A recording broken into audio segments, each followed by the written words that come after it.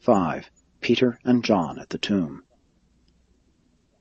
As the two apostles raced for Golgotha and the tomb of Joseph, Peter's thoughts alternated between fear and hope. He feared to meet the Master, but his hope was aroused by the story that Jesus had sent special word to him. He was half persuaded that Jesus was really alive. He recalled the promise to rise on the third day. Strange to relate, this promise had not occurred to him since the crucifixion, until this moment as he hurried north through Jerusalem. As John hastened out of the city, a strange ecstasy of joy and hope welled up in his soul.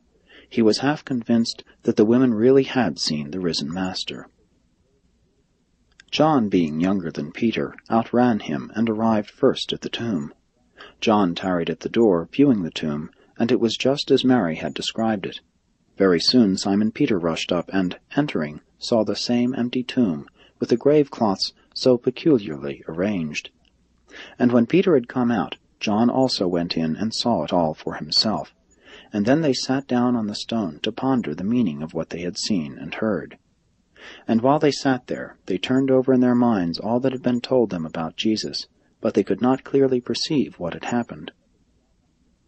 Peter at first suggested that the grave had been rifled, that enemies had stolen the body, perhaps bribed the guards. But John reasoned that the grave would hardly have been left so orderly if the body had been stolen, and he also raised the question as to how the bandages happened to be left behind, and so apparently intact. And again they both went back into the tomb more closely to examine the grave cloths.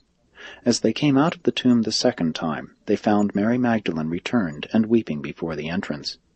Mary had gone to the apostles, believing that Jesus had risen from the grave, but when they all refused to believe her report, she became downcast and despairing.